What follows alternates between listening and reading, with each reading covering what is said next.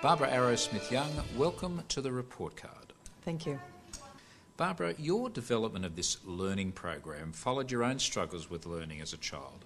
Listening to you speak now, I have to say it seems hard to believe that this would be the case. Can you tell us something of your own personal story? I was identified in grade 1 as having a mental block. I was basically told that I had a defect and that I wouldn't learn like other children. And at the time, there wasn't even the concept of a learning disability. It was either, a child was average and functioning or slow. So I was identified as slow. And probably really what it was I had very severe learning disabilities, even though, there was no context to put that in. I had trouble learning how to read.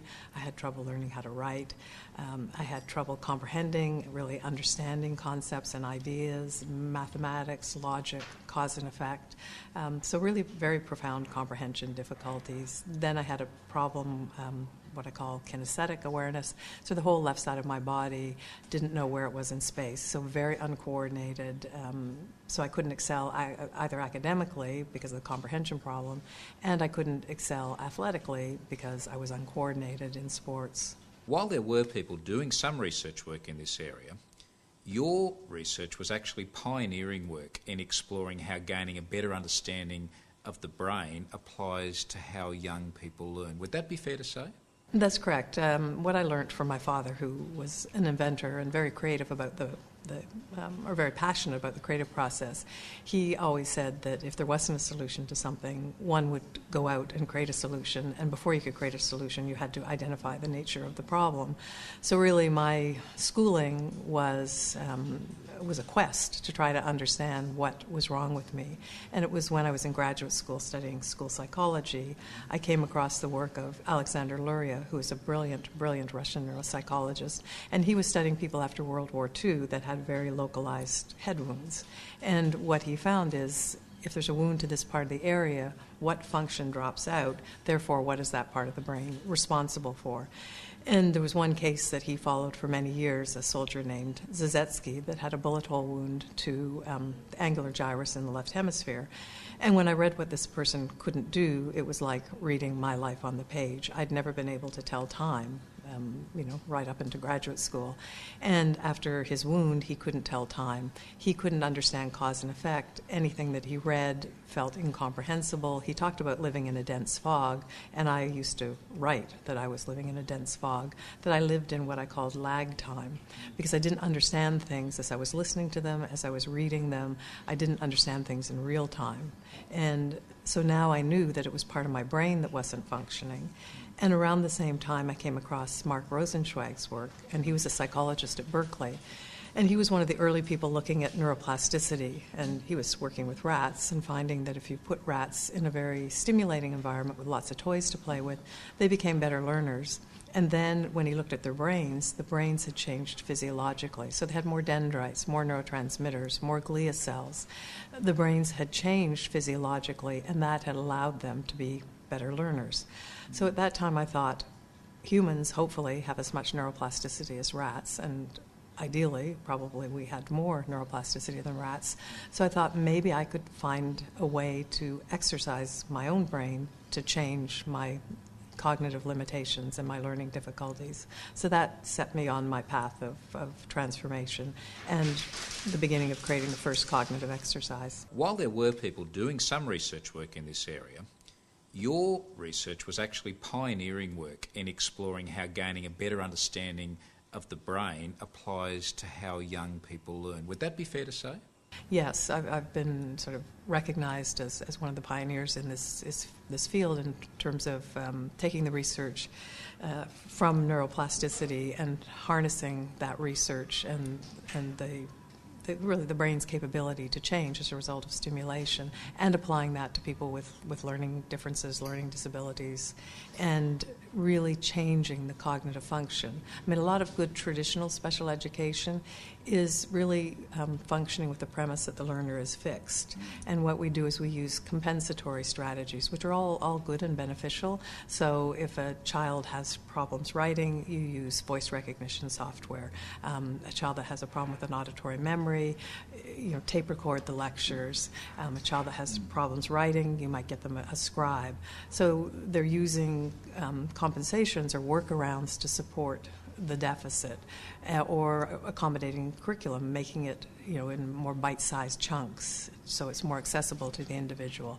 What I believe this work is doing is really going into the brain and changing the capacity of the learner so that the learner is changed. We don't have to change the external or the outside curriculum. We change the learner and the learner's capacity to learn so they can access all aspects of curriculum. Of course, it's almost a completely different way of thinking about the learning process, I guess, and shifting the focus away from the stimulus to the learner.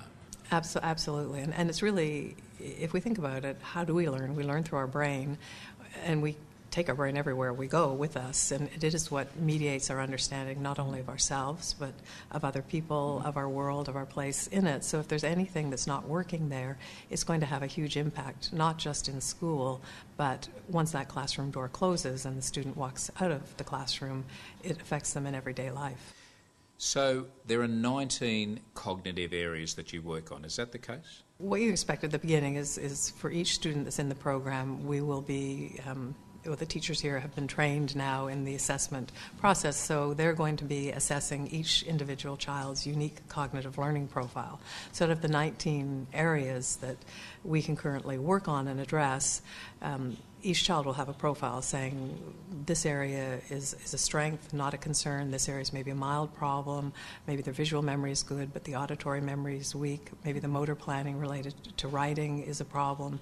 Maybe their ability to read non-verbally and develop social skills is good. 19 areas, aren't there? 19 There are 19 areas, and because before we can design a program, we want to know exactly what we need to work on for that individual.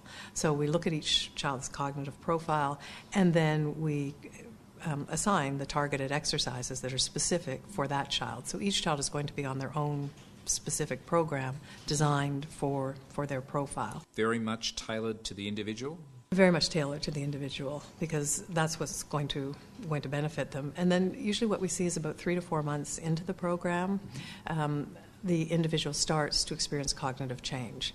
And it obviously will be related to the area that they're working on. So it might be, the child is now starting to be able to hold information that they hear, so that they sit in class, they walk out of class, and they start to remember the facts or details.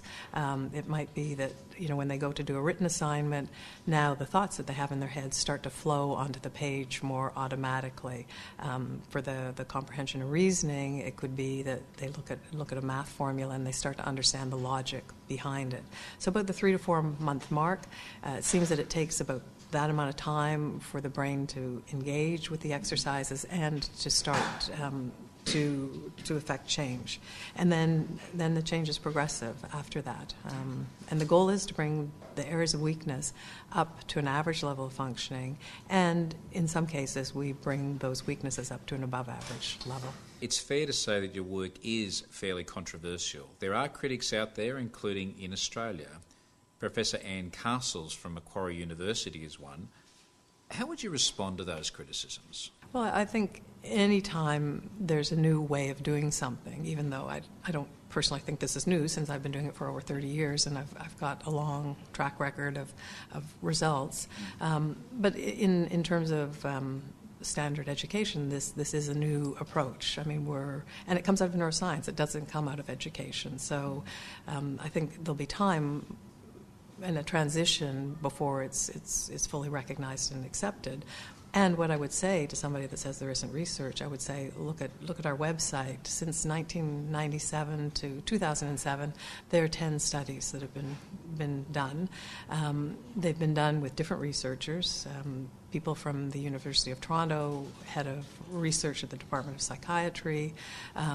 Another 2 studies were done by a department head at the Ontario Institute of Studies in Education, and they were presented as poster sessions at the American Psychological Association, which you don't get into those sessions without it being significantly reviewed. And 2 of the studies were done in the Toronto Catholic District School Board. So there are a range of studies, different research designs, and they're all showing the same thing. They're all showing that rate of learning accelerates. These students that are learning maybe half a year per year, 2/3 of a year per year, which is pretty standard for a child with learning difficulties, start to learn at a year per year, a year and a half per year. So they're doubling and tripling the rate of learning because the cognitive functions are in place that allow them to learn. One study, a follow-up study we did in the Toronto Catholic District School Board, showed the resource support that these students were requiring either totally disappeared or maybe, I think, 10-15% of them needed some sort of resource support after the program, whereas every single one of the students was in resource support before. So something must have happened in that intervention to mean that those students could handle curriculum.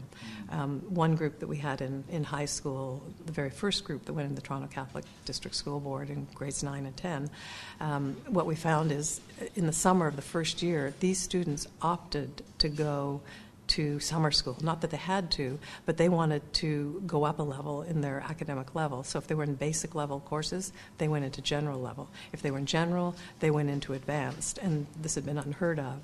And also over the course of the grade 9 year, their grade point average went up. And traditionally, students with learning problems, when they come into high school and in grade 9, their grade point average actually decreases over the course of the year. So because the Catholic School Board saw this, they decided to put it into the elementary panel, and we've been there since 1997. So there's lots of research. So where to from here for Arrowsmith? How much further do you really think we have to go in understanding how the brain works to facilitate learning, Barbara? I mean, my real vision would be that every child in grade 1 has access to cognitive exercises so that we're reaching children very, very early. I mean, I know in my own case, I was 26 when I first addressed my learning difficulties and all of the emotional impact that had over all those years. So I think, all the research says the earlier we can apply the intervention, not that it doesn't work across the lifespan, it does very effectively, but the earlier we can apply it, the less suffering those children are going to have and the less impact on self-esteem. And I think we're going to learn more and more about the brain, and I think probably in the next 10 years, cognitive programs will just become a standard part of curriculum, where school becomes a place we go to work our brain, to address cognitive problems, and to learn curriculum. We're very excited to be running this project next year, and we're also very excited to have you here with us on the report card. Thank you for being here. Thank you, Mark.